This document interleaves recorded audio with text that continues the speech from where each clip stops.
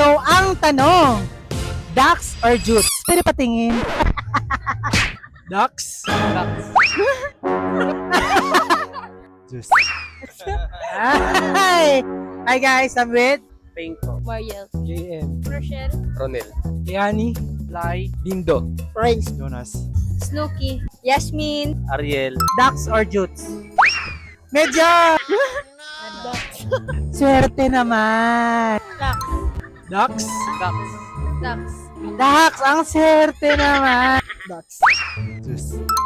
Jutes, bakit jutes? Grabe naman patingin. Ducks. Ay! Medyo ducks.